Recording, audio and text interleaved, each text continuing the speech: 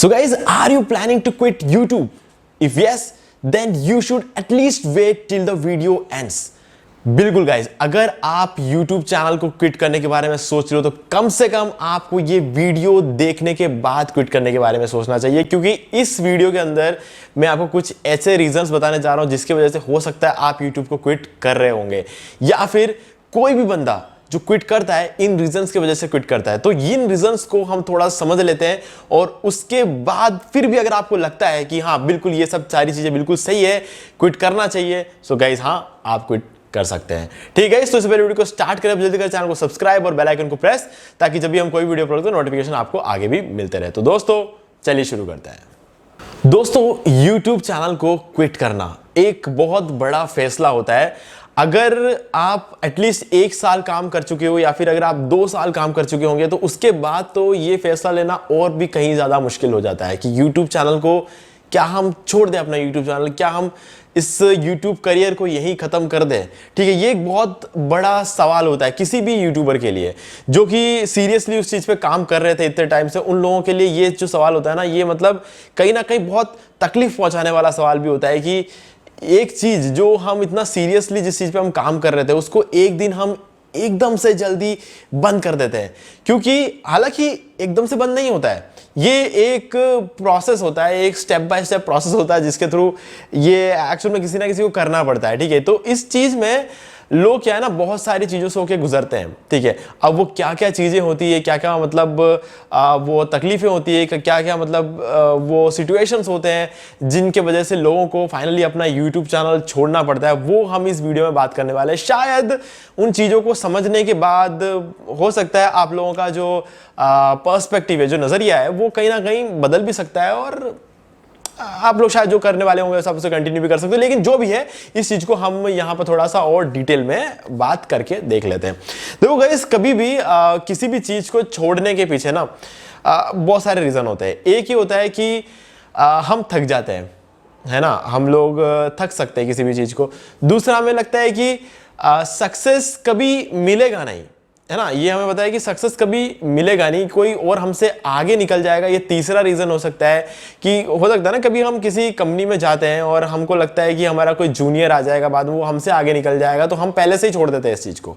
ये एक रीजन हो सकता है। दूसरा हो सकता है हमें लगता है कि हम चाहे कितना भी कुछ भी कर ले हमें सक्सेस तो नहीं मिलने वाली, ठीक है, तो क्यों करें। और तीसरा जो मैंने आपको शुरू में बोला था कि हम थक जाते हैं। तो इन तीनों चीजों के बारे में हम बात करेंगे और एक छोटा बोनस भी है जिसका मतलब ये है कि हम चीजों को कहीं ना कहीं मेजर करने में गलती कर देते हैं। ठीक है, वो एक ऐसा फैक्टर है जो शायद हो सकता है आपके फैसले को बदल सकता है। ठीक है, वो उसके बारे में हम सबसे लास्ट में बात करेंगे। सबसे पहली जो चीज होती है कि हम थक जाते हैं। ठीक है, वी आर टायर्ड।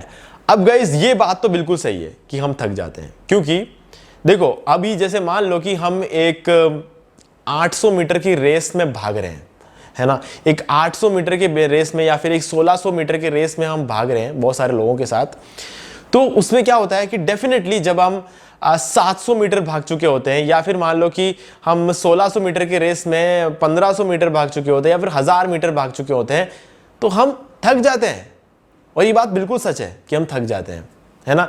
ये एक रियलिटी है कि कोई भी इंसान अगर 1 किलोमीटर कंटिन्यूसली भागता है तो डेफिनेटली वो थक जाएगा, है ना। इसमें हम ये नहीं कह सकते कि आप थक नहीं सकते, है ना, ये आप थक नहीं सकते इज नॉट एन ऑप्शन, आपको थकना ही पड़ेगा। और क्योंकि हमारा जो ह्यूमन बॉडी है वो इस तरीके से नहीं बना है कि हम 1 किलोमीटर या 2 किलोमीटर या 5 किलोमीटर हम कंटिन्यूसली भागे। हाँ, बीच में हम जॉगिंग कर सकते हैं, हम धीरे धीरे चल सकते हैं और 5 किलोमीटर चल सकते हैं, 10 चल सकते हैं, 15 चल सकते हैं, 20 चल सकते हैं, लेकिन we have to rest for a while, यानी कि हमें थोड़े टाइम के लिए रेस्ट तो लेना ही पड़ता है। ठीक है, तो टायर्ड होने पे हमारे पास 2 ऑप्शन होते हैं, या तो हम 800 मीटर के रेस को 700 मीटर पे छोड़ के बाहर निकल जाए, ट्रैक के बाहर निकल जाए हम, और हम सोचते हैं कि हम क्विट कर देंगे, ठीक है, कि अब हमें आगे नहीं भागना है। ठीक है, या फिर दूसरा ऑप्शन हो सकता है कि हम अपने स्पीड को थोड़ा स्लो डाउन कर लें, थोड़ा सांस ले लें। ठीक है, क्योंकि हमें सांस फूल जाती है ना, इसी वजह से हम थकते हैं कहीं ना कहीं, तो हम थोड़ा सांस ले लें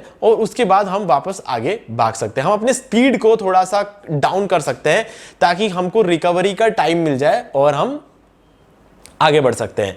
या फिर ये होता है कि हम पूरे दिन काम करने के बाद हम जब एकदम थक जाते हैं तो हम अगले दिन से क्या काम करना छोड़ देंगे, है ना? क्या करते हैं हम जब थक जाते हैं तो क्या करते हैं? हम थोड़ी देर सो जाते हैं, ठीक है। सोने के बाद अगले दिन वापस हमें बिल्कुल एकदम अच्छा खासा रिफ्रेश होकर हम आते हैं और फिर से हम अपने काम को कंटिन्यू करते हैं, ठीक है। हम छोड़ थोड़ी देते हैं। तो ये एक रीजन होता है। अब आपको डिसाइड करना है कि टायर्ड होने पे यानी कि थकने पे आपको यूट्यूब को छोड़ना है या फिर आपको थोड़ा सा रेस्ट करके कुछ टाइम बाद वापस आगे बढ़ना है। अगर आपको लगता है कि YouTube पे आप बहुत टाइम से काम कर रहे हो, ठीक है, अब आप थक चुके हो, तो अब आपको छोड़ देना है YouTube को। अगर ऐसे टाइम पे अब आप तो मैं तो कहता हूं कि 1 हफ्ते के लिए 2 हफ्ते के लिए आप एक गैप ले लो, है ना? उस गैप के बाद आप सोच लो कि आपको कंटिन्यू करना है कि नहीं करना। तभी अगर आपको लगता है कि नहीं आपको क्विट करना है तो आप क्विट कर सकते हो, ठीक है।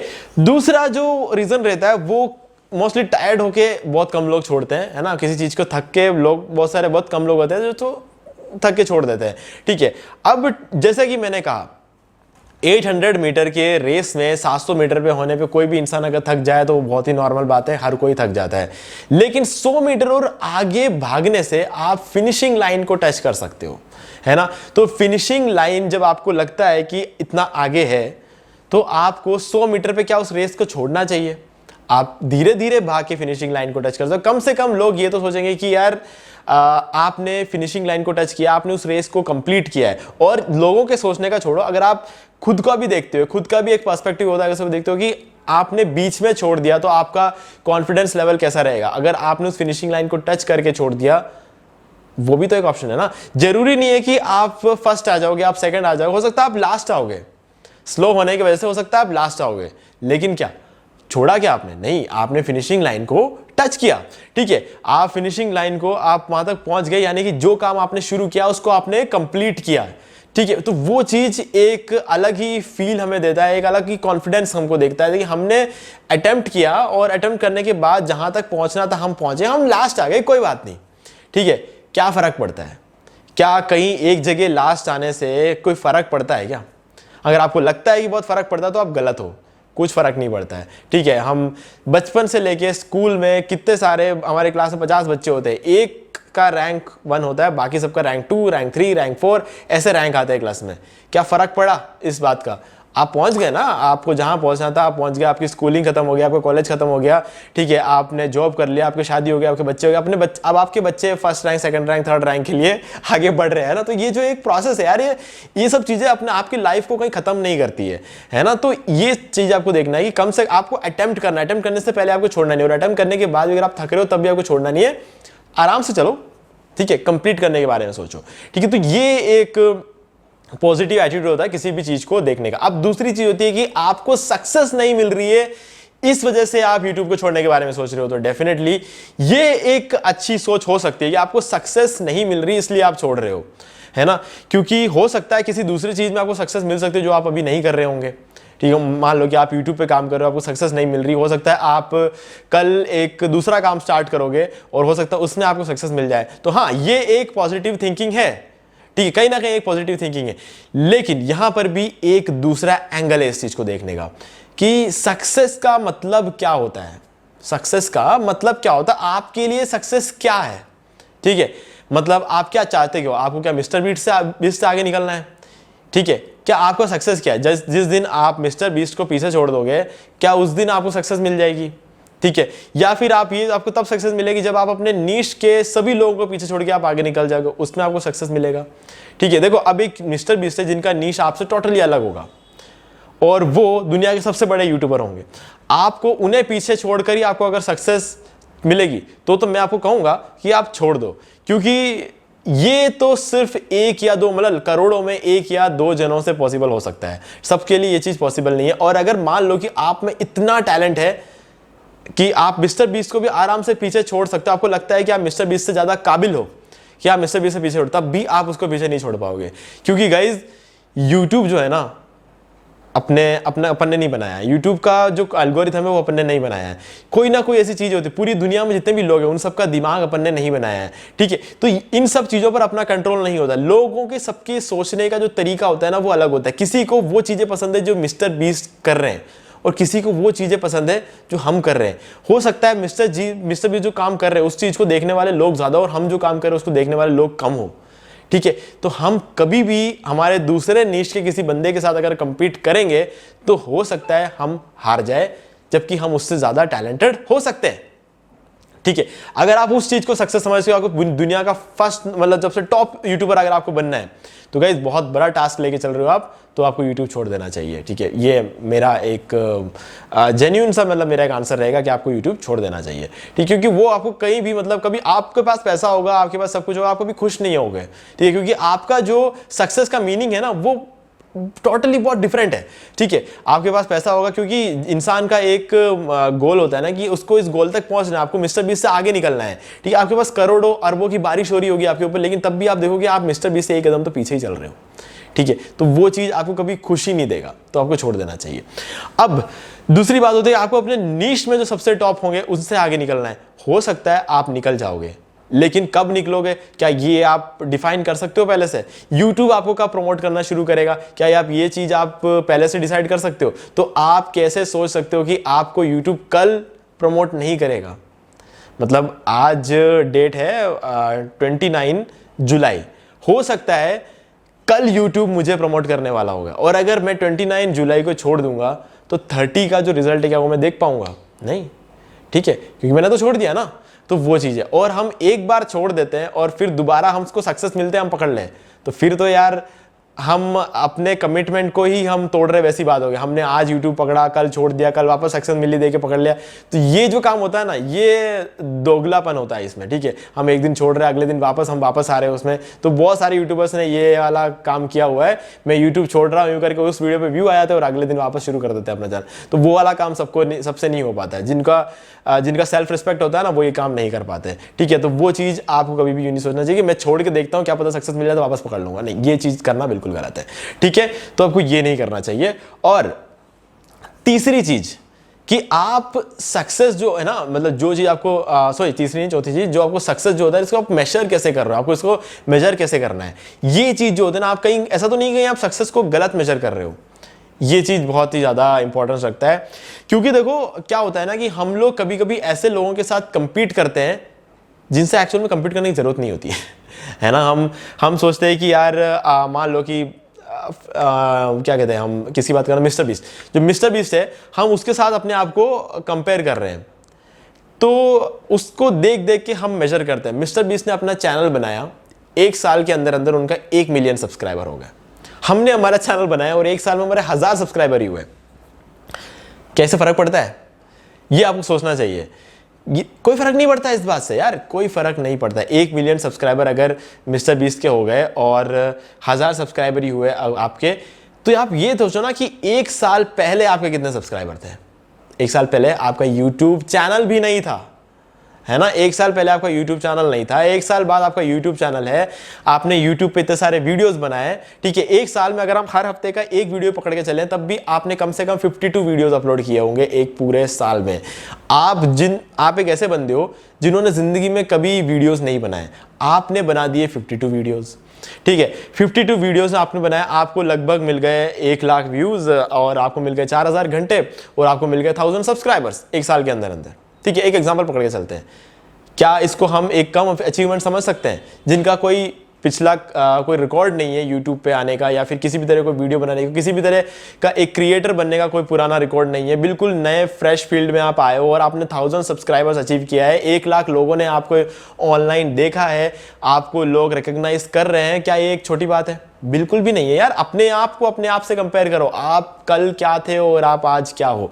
ठीक है, इस तरीके से अगर आप मेजर करते हो तो शायद ये एक बेटर पर्सपेक्टिव होगा मेजरमेंट करने का कि आप एक साल पहले क्या थे और एक साल बाद आप क्या हो।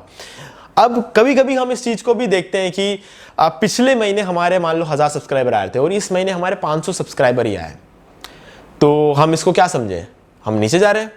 नहीं, हो सकता है ना कि मतलब पिछले महीने आपको 1000 सब्सक्राइबर मिले, उससे पहले वाले महीने आपको 1000 सब्सक्राइबर मिले, और इस महीने आपको सिर्फ 500 सब्सक्राइबर ही मिले। तो आपको क्या लगता है कि आप मतलब नॉर्मली एक इंसान सोचेगा यार हम तो कहीं इस महीने हम कहीं ना कहीं हमारा चैनल नीचे जा रहा है, हमें सक्सेस नहीं मिल रही, हम उल्टा नीचे जा रहे हैं। तो क्या आप नीचे गए हो? नहीं। इसको देखने का एक दूसरा एंगल भी होता है। आपको 2 महीने पहले 1000 सब्सक्राइबर मिले, पिछले महीने आपको 1000 सब्सक्राइबर मिले, और इस महीने आपको 500 सब्सक्राइबर मिले। पिछले महीने की और उससे पहले के महीने के सब्सक्राइब मिला के आपको 2000 सब्सक्राइबर थे आपके चैनल पे, और इस महीने आपको 500 सब्सक्राइबर और मिले, यानी कि आपके अब 2500 सब्सक्राइबर हुए। आपके 500 सब्सक्राइबर गए थोड़ी है। अगर गए होते तो हम समझ सकते थे कि आप पिछले महीने से थोड़ा नीचे चले गए हो, आपके 500 सब्सक्राइबर्स कम हो चुके हैं, जहां आपके पहले 2000 थे अब आपके 1500, लेकिन अभी आपके 2000 की जगह 2500 है। तो भले ही आपके सब्सक्राइबर 1000 नहीं आए, लेकिन 500 तो आए ना, आप ऊपर गए हो अकाउंट में, है ना। 500 सब्सक्राइबर आए तो आपके पास यूं मान के चलो कि अगर आपके सब्सक्राइबर आधे हुए तो हो सकता है आपके व्यूज भी आधे हुए, लेकिन आधे व्यूज तो बढ़े ना। मतलब हर महीने अगर आपको 1 लाख व्यू मिलते थे तो अब इस बार आपको 50,000 व्यूज मिले, लेकिन 50,000 लोगों ने और आपको देखा है, 5 सब्सक्राइबर्स और आपको मिले हैं, ठीक है। तो ये जो चीजें होती है ना, आपको इस चीज पर ज्यादा फोकस करना चाहिए। इतना जो अपना और वॉच टाइम आपके चैनल पे बढ़ा है, आपको इस चीज पर फोकस करना चाहिए। आपको देखना चाहिए कि क्या पिछले महीने से मैं आगे आया हूं कि नहीं आया हूं। अगर हाँ, तो आपको उस चीज को कंटिन्यू करना चाहिए, क्योंकि हो सकता है उस महीने में उस पूरे निश पर जितने भी लोगों ने काम किया है उन सबके साथ ये हुआ हो। देखो, हमारे चैनल पे महीने के 1000 सब्सक्राइबर आते हैं, उसमें से अगर 500 हो जाए तो हमारे लिए बहुत बड़ी चीज होती है कि यार 1000 की जगह अब 500 ही आए। लेकिन हो सकता है कुछ लोगों, आप ही की निश में कुछ ऐसे लोग होंगे जिनके महीने के 50,000 सब्सक्राइबर आते हो, ठीक है। अब उनके उस महीने 25 या 30,000 सब्सक्राइबर आए होंगे, 20,000 सब्सक्राइबर उनके भी कम आए होंगे ना। लेकिन हमें ये चीज नजर नहीं आती, क्यों? क्योंकि वो इतने आगे निकल चुके हैं कि हम उनके सब्सक्राइबर्स को 30,000 भी अगर उनके सब्सक्राइबर बढ़ जाए ना, हमें लगता है बहुत ज्यादा बढ़ गए, लेकिन रियलिटी कुछ और ही होगी। उनके 50,000 सब्सक्राइबर बढ़ते होंगे एक महीने में, और उस महीने में उनके 30,000 ही बढ़े होंगे। और हम क्या सोचते हैं सिर्फ हमारे साथ हुआ है ना। हो सकता है उस नीश पर उस महीने में उतने ही लोगों ने सर्च किया होगा, उतने ही लोगों को उस वीडियो को मिला होगा, इसी वजह से आपके चैनल पे इतने कम सब्सक्राइबर हुए हैं। 2 या 3 महीने वेट करो, फिर देखो कि आपके चैनल पर पहले से ज्यादा व्यूज आते हैं कि नहीं आते। अगर आते हैं तो ये एक नेचुरल चीज है यूट्यूब पे, है ना। तो ये सब चीजों को हम धीरे धीरे ऑब्जर्व कर सकते हैं। मान लो कि एक छोटा सा एग्जांपल बता देता हूं कि अगर मान लो कि कोई फेस्टिवल आया है, ठीक है, फिर किसी फेस्टिवल में आपके घर में कोई मिठाई बनती है और वो मिठाई पर्टिकुलर उस फेस्टिवल में ही बनती है सभी घरों में, तो आप देखोगे कि उस पर्टिकुलर महीने में उस पर्टिकुलर मिठाई को इतने लोग सर्च करते हैं ना, तो आप सोच भी नहीं सकते। एक ही दिन में 10 लाख से 20 लाख लोग उस मिठाई के बारे में सर्च करते हैं, 2 दिन बाद एक बंदा भी उस मिठाई को सर्च नहीं करता है, ठीक है। तो कहने का मतलब है, अगर आप उस मिठाई के ऊपर वीडियो बना रहे हो तो आपको उन 2 दिनों में व्यू मिल सकता है, उसके बाद आपको पूरे साल व्यू नहीं मिलने वाला है। क्यों? क्योंकि यही सच्चाई है। जब लोगों को जिस चीज की रिक्वायरमेंट ज्यादा होगी, उस निश पर अगर आपका टॉपिक होगा तो आपको ज्यादा व्यूज मिलेंगे। अगर उस किसी पर्टिकुलर महीने में अगर उस चीज के बारे में लोगों को रिक्वायरमेंट कम हुई तो वही बात है कि आपको व्यूज भी कमी मिलेंगे। तो इस तरीके से इन चीजों को हमें मेजर करना होता है। कुछ भी एकदम से कोई भी डिसीजन लेना गलत होगा। तो अगर आप अभी सोच रहे हैं कि यूट्यूब चैनल को क्विट करना है, तो गाइज मेरे इन सब चीजों को फिर से सोचो, इन सब चीजों के बारे में, और उसके बाद डिसाइड करो कि आपको सच में क्विट करना है या फिर आपको थोड़ा सा रेस्ट करना है या फिर आपको कंटिन्यू करते रहना है। तो ये सब चीजें डिपेंड करता है कि आपके साथ अभी कौन सी प्रॉब्लम चल रही है। आप थक चुके हैं, अगर वो प्रॉब्लम है तो वो अलग चीज है। आपको सक्सेस नहीं मिल रही तो आपको सोचना चाहिए कि सक्सेस का डेफिनेशन क्या है आपके लिए। और तीसरा, आप कहीं किसी ऐसे इंसान के साथ तो कंपेयर नहीं कर रहे हो जो आपकी नीश से बाहर है। चौथा, कहीं आप गलत तरीके से मेजर तो नहीं कर रहे हो सक्सेस को।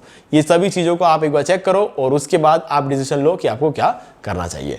ठीक है, तो उम्मीद है कि इस वीडियो से आपको हेल्प मिली होगी। अगर हेल्प मिली है तो वीडियो को लाइक जरूर कर दे, और फिर भी अगर आपको कोई भी डाउट है तो आप मुझसे कमेंट करके पूछ सकते हैं।